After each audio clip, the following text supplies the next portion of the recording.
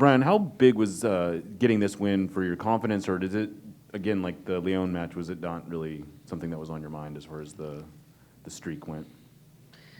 I mean, it was more for you guys to stop the narrative we can't win MLS games. I'm at. I would say that the team, all right, look, we have an experienced team, Jeremiah. I said that half in jest, of course, for the guys that couldn't get that. It was certainly a big game because we wanted to continue to build on the early parts of this year. But look, had we drawn 2-2, would we have been, hit with a gut punch that we can't recover from? No. The team's too experienced for that. What it was a good training session for what we're going to face in Lyon, because the Galaxy at times were all over us. And so we had to defend for our lives, and we had to gut out some nervy moments, and we'll use this film as, kind of a learning lesson for, again, our next opponent, our next match away from home. And it won't just be all bad clips of, what we did wrong. It'll be good clips of, Will coming on and killing the game, and, the moments when we could string one or two passes together. I thought Jackson found a couple of really game-opening up passes to kind of release some of the pressure. So the game was more of an educational one for me rather than, we needed to win because of our confidence. Jose?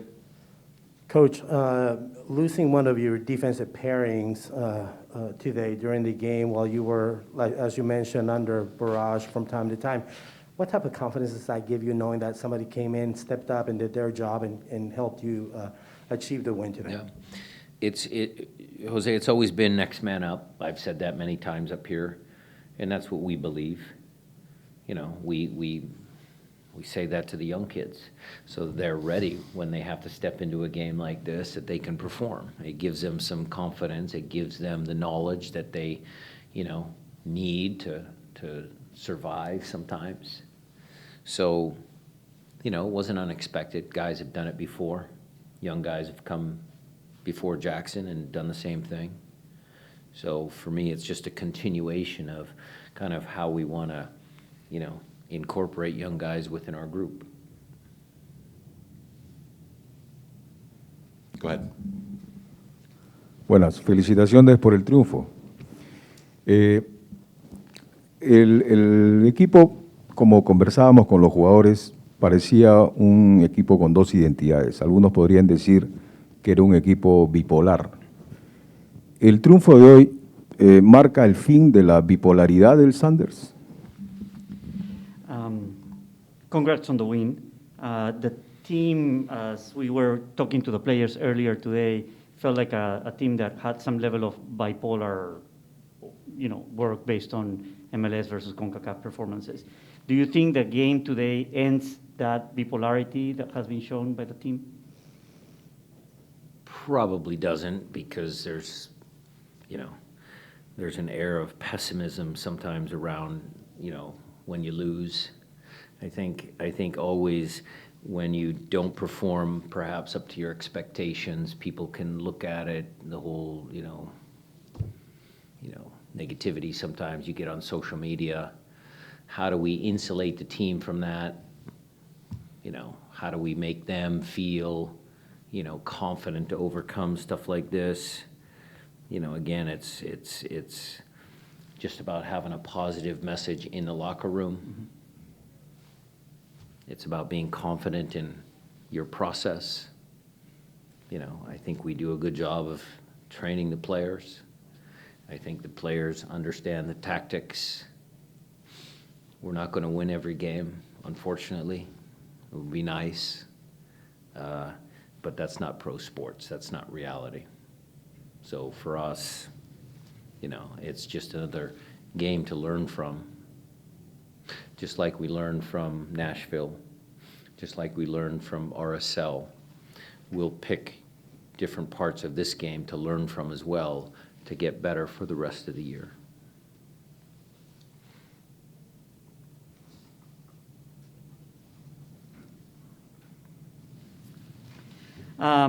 Probablemente no necesariamente es relacionado con el tema ese de bipolaridad. Es importante que entendamos de que cuando no se ejecuta bien va a haber cierta negatividad en el ambiente y eso es con lo que vamos a tener que sobrevivir.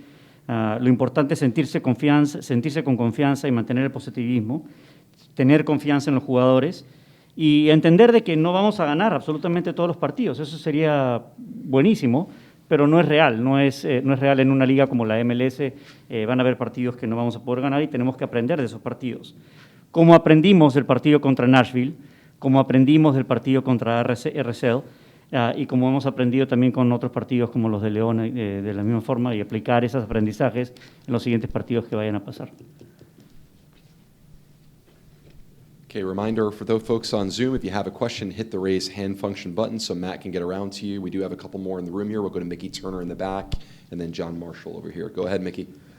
Coach, Alex Roldan was obviously dealing with an injury, comes up with a big assist. Just wanted to get your thoughts on his performance and how he was able to kind of get through a little bit of pain that he was dealing with.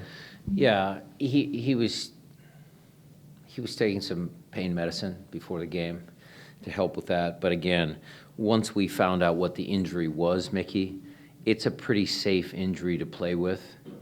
So, I just think Alex is a very talented player, and crossing is certainly one of his many talents. So that ball that he delivered was good. But what I would say is that it takes two to tango.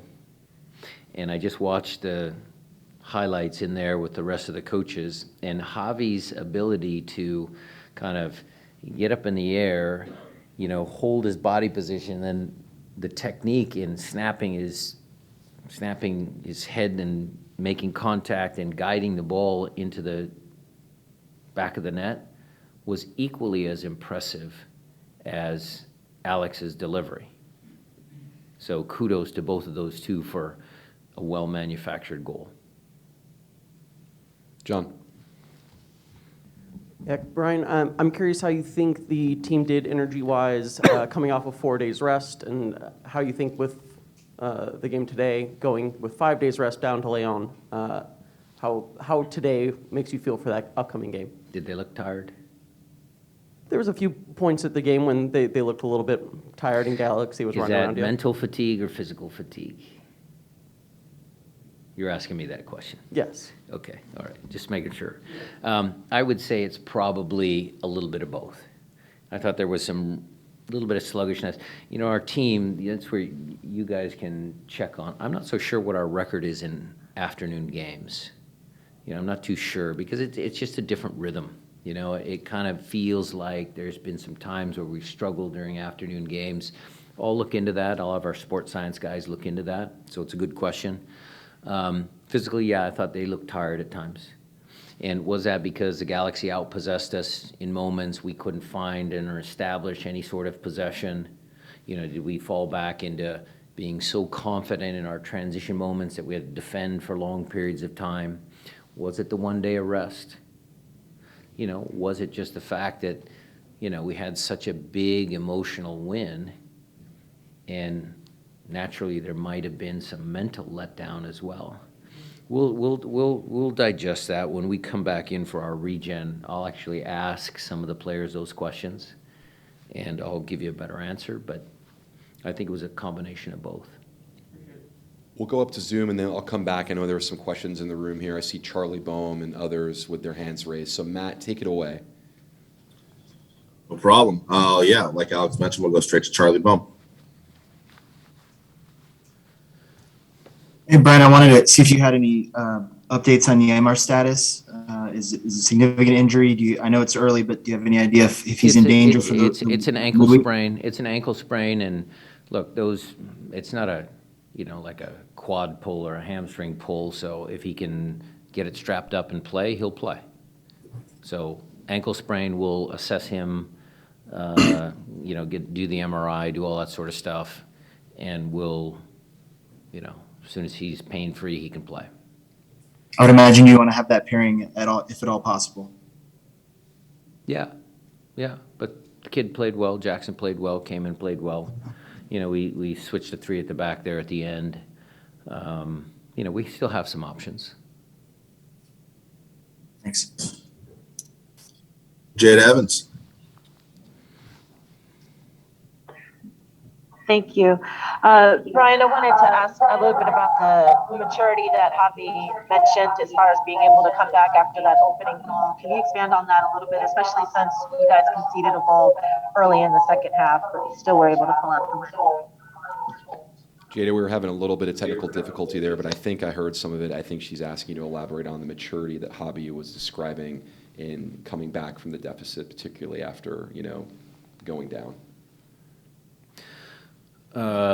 Yeah, and then having them come back to 2-2, yeah. Yeah.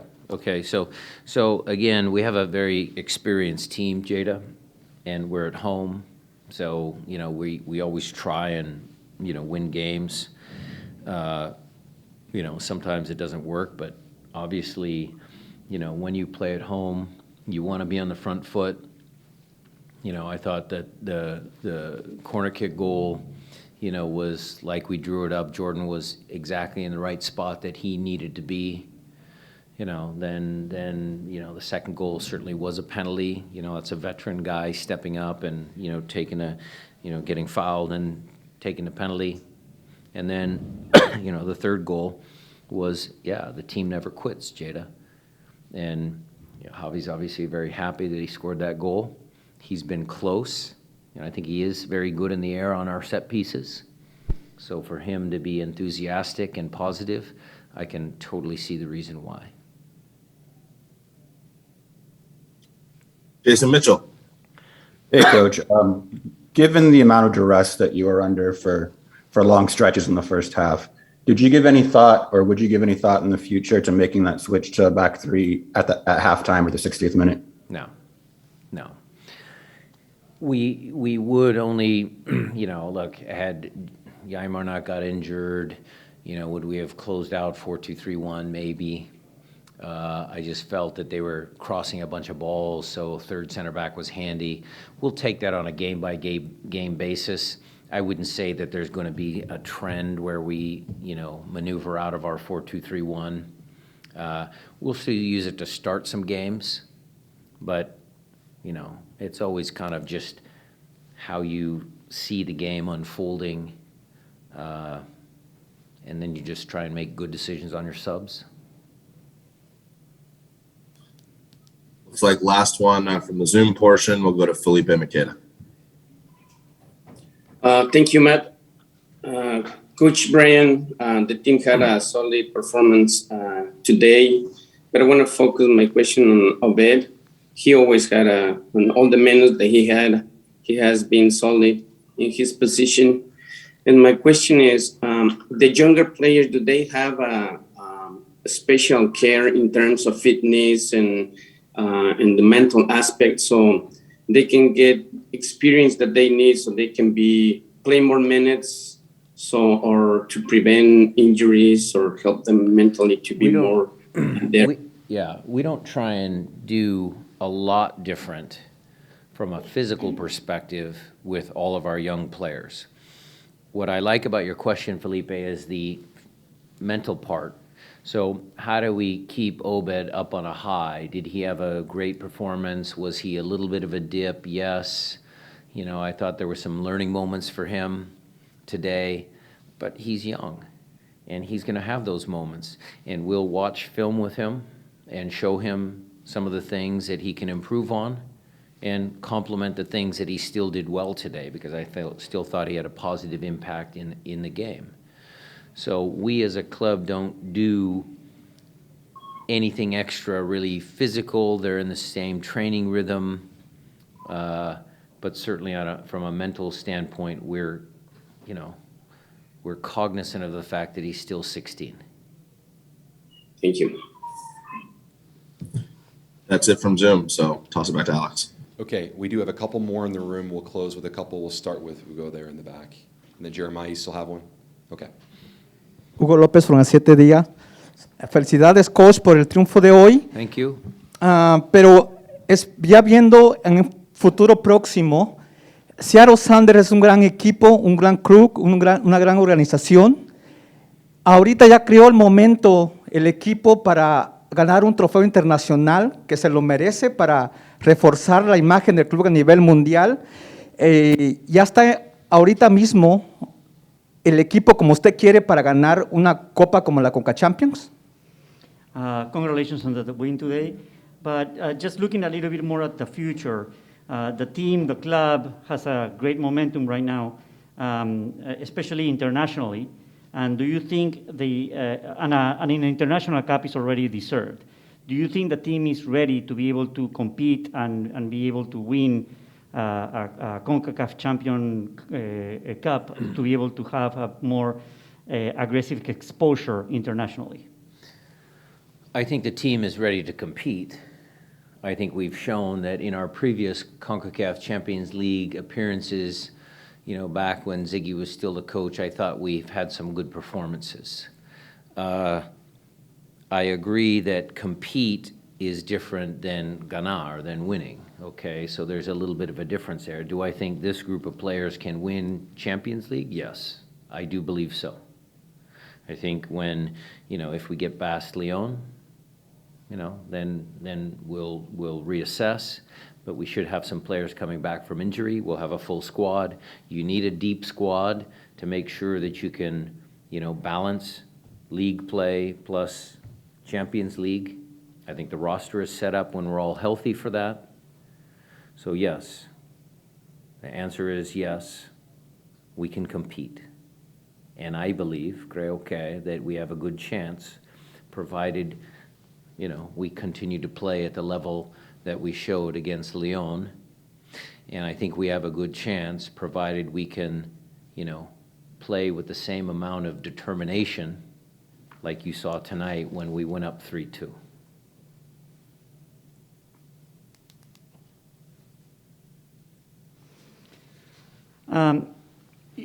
Bueno, la respuesta directa es sí. Yo creo que el equipo está listo para competir. Inclusive en oportunidades anteriores, cuando el entrenador Ziggy era parte del cuerpo técnico, tuvimos la oportunidad de competir efectivamente en la CONCACAF. Sin embargo, yo sé que es bien diferente la palabra competir de la palabra ganar. Y en este momento creo que estamos en capacidad de competir. Y cada partido que vamos pasando voy a reevaluar si es que tenemos también la oportunidad de estar listos para poder ganar. Lo importante en tomar en cuenta es que nuestra producción ha venido en alza y tenemos jugadores que no han podido participar hasta el día de hoy, que van a empezar a entrar de vuelta al roster del equipo, y con eso vamos a poder incrementar nuestra oportunidad de poder seguir compitiendo en el partido. Ahora, si jugamos con la misma determinación que hemos jugado en el partido de hoy, por ejemplo, yo creo que nuestras oportunidades de continuar compitiendo y posiblemente en el futuro sí decirles que estamos listos para ganar sea una realidad. Jeremiah, why don't you take us home?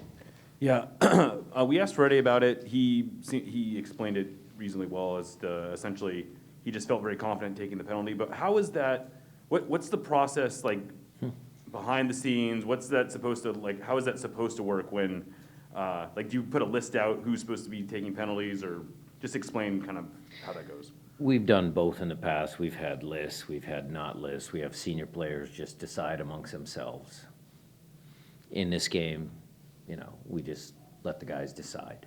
So far this year, we haven't had to, you know, designate the penalty kick takers. We might think about it. I'm sorry, go ahead. No, I just think that, you know, we have a veteran team, and they can sort it out amongst themselves. Were you ultimately satisfied with sort of how it played? I mean, obviously you scored the goal. Yeah, I mean, look, Albert is a good set piece taker. Now, does JP take all the corners? Is it Albert? Is it some mix of both? Nico has been taking most of our penalties. Does Nico take all of our penalties, or does Freddie take one, or does Raul take one? I mean, we have so many weapons and so many options that it really is not it's not an issue for me. If I have to step in, I will. But, you know, I just think that we have a really, really talented team as far as set pieces are concerned. And we actually need to, really use that when we're dealing with, tough games like tonight. Basically scoring 2 goals off set pieces and, throughout the future, playing in multiple competitions, playoffs, all of that sort of stuff, set pieces become vital.